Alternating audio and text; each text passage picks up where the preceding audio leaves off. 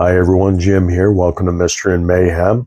I'd like to thank everyone for helping me get to 1,000 subscribers as of this morning. I couldn't have done it without you and all my fellow BookTube friends out there as well who helped me get to this point. I mean, anybody who gets here didn't do it alone, and I'm very appreciative of all of you. So, I mean, I intend to do a celebratory video, probably maybe a live stream Q&A, maybe with a couple of BookTube friends, but I haven't figured out quite what I'll be doing yet. So I'll let you know as soon as I figure out what I'm going to do. But today I'm going to show you some vintage historic romance and adventure books, paperbacks that I've picked up over the years. I've talked about this before, but I mean, you know, used bookstores used to be a much bigger thing back in the day, and you could go into, a flea market and there'd be book stalls with all kinds of paperbacks, and you could pick them up for cheap, for a dollar a piece, if not less, and now it's a little tougher to do that now, at least around here anyway. I mean, we have thrift stores, but these old paperbacks are things that they don't put up on the shelf. They'll put them in a big bin and they'll ship them out to be recycled or go elsewhere, God knows where, I don't know where. And of course, if there is any kind of a book sale anywhere, then the dealers just swarm in and they just snatch anything that's of any value, which is unfortunate. And that's something I've only started to see in the last maybe 10 years or so.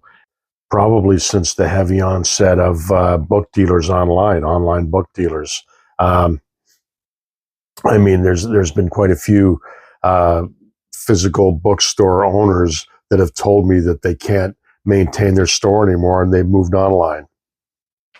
So it's a whole issue that I don't pretend to understand, but it's unfortunate. It's not the same as it used to be. They're a little tougher to find nowadays.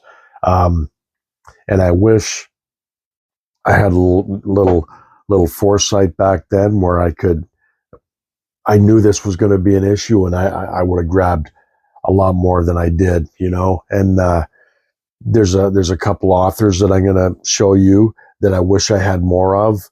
And if I'd known this way back in the day, I would have grabbed many more of their books, because these authors were everywhere on the used bookshelves and flea market shelves and book stalls, and they're authors you really don't hear of anymore like these days.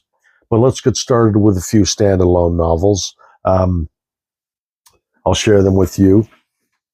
Now, these are just beautiful books, and I'm happy to have them, and I'm going to show them to you. I mean, just the care and the effort that was put into these covers and these actual books is just a testament to these old paperbacks and these old publishers.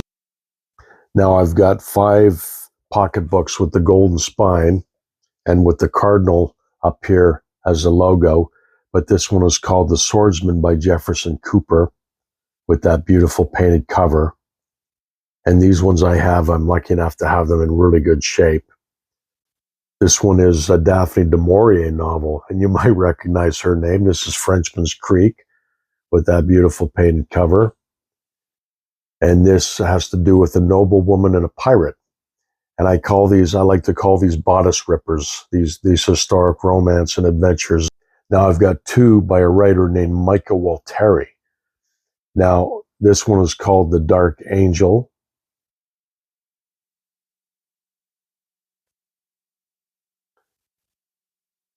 And here's another one called The Etruscan, with that beautiful paper, that beautiful cover. Just stunning, striking artwork right there. And here I've got one, you might recognize her name, Pearl S. Buck, Imperial Woman. And she's another author. Her works were everywhere on the bookshelves back in the day. When she was writing them, she was a famous author, and you'd see a lot of her paperbacks on the shelves, and you don't hear of her. And as far as I know, none of these are being reprinted, which is a shame, but that's a beautiful cover. And I have a couple more by her, but I'm going to stick to 24, 25 books today. Now here's a signet book, The Last Days of Sodom and Gomorrah by Paul Ilton. And that's just a very striking cover.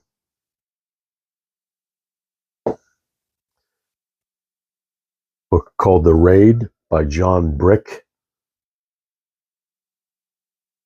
I'm getting Outlander vibes from a lot of these. Here's a Southern Cross by Peter French with that lovely cover. Now, this author is a local writer from way back in the day.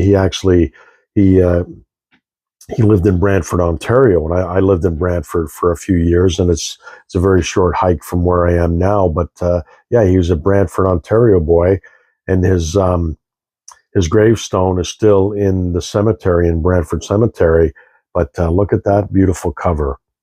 And he was a fairly famous author back in the day, and he wrote The Silver Chalice and the Black Rose. And yeah, you'd see his stuff everywhere. And again, nobody knows of him now, Thomas B. Costain. And you know, it's a shame. It's a shame that they kind of get lost with through the sands of time. You know, I mean, how many modern authors, current authors, is that going to happen to? You know, a couple of decades down the road. So these next four, they're called graphic giants. Now these were double the size, you know, big thick paperbacks, and they were called graphic giants, and you could get them for 50 cents with these beautiful painted covers. This one is Swords for Charlemagne by Mario Pai. A beautiful cover, and these were known for their wraparound artwork, and they had beautiful artwork on the back cover as well. And I wish I had grabbed more of these. I mean, you'd see these everywhere, and I think they'd be kind of tough to find now.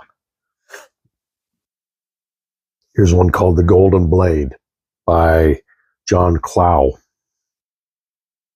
or Clue. And again, with that wraparound cover, they just put so much, you know, creativity and effort into these covers. Here's a beautiful cover, famous cover, I do believe, Helen of Troy. But there's an even earlier version of this with a different cover that's much more famous than this one. It was a little bit more risque, and it caused a bit of a stir back in the day. And I think they reprinted it with a lesser sexualized cover. And there's the back artwork to this one. Now this one is a bantam giant, which was basically, I guess, trying to recreate the graphic giant template. But this one is called The Strange Woman by Ben Ames Williams. And look at that beautiful cover and that beautiful font. I mean, what an awesome book this is. Again, a thick book with the artwork on the back. Just, they don't make them like this anymore.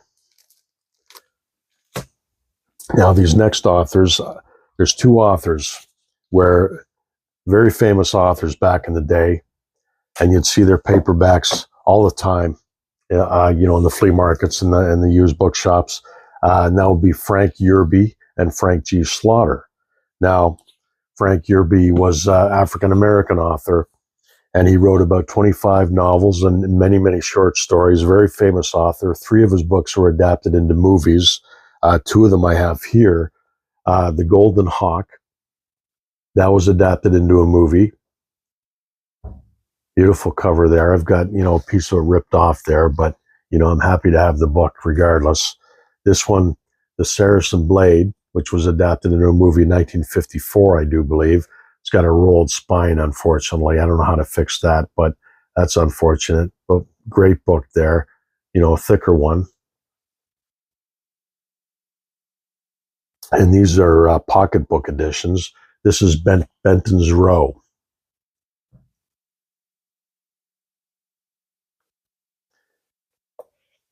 Captain Rebel.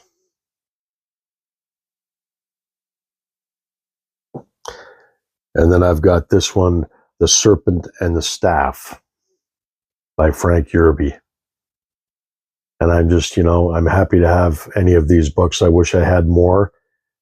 Yeah, I might have one or two more on my shelf. I just kind of grabbed, a few what I could. But yeah, nice to have those. And the next author is Frank G. Slaughter. And I've got a few of his. And he wrote dozens of books. And he was a physician, surgeon who became a novelist. And so a lot of his main characters are doctors and surgeons. And you'll see later on what I'm talking about. This one's called Flight from Natchez. And that takes place in the Everglades, I do believe. But they're exciting, well-written stories, and they kind of knew what they were doing, and there was a reason why he was able to write so many, because he was very popular. And here's one called Fort Everglades. And these would fit right in with Spring into Adventure, these books, because they are full of adventure and romance and intrigue. And this is called The Deadly Lady of Madagascar, and she's the daughter of a pirate. Frank G. Slaughter. Look at that awesome cover. Beautiful, beautiful books. The Thorn of Arimathea. Again, with the rolled spine, which, that tended to happen back in the day, and that's unfortunate. And there's a famous novel, actually, Darian Venture. And I do believe that might have been adapted into a movie. I'm not too sure. And here's one of his surgeons as a main character, Buccaneer Surgeon. He was educated in Oxford, and he ended up on a pirate ship, and he became a pirate, this character. So that's kind of cool and very neat cover. And this one is called The Golden Ones. That beautiful cover. And another great cover called The Curse of Jezebel. And those are just a few of my historic romance and adventure paperbacks I wanted to share with you. So again, I want to thank everyone for helping me reach 1,000 subscribers. I think that's amazing. I'm just so happy about that. And, I'll just keep cranking out these videos, and I hope you guys keep watching. And I'll talk to you soon. You guys take care. Keep reading.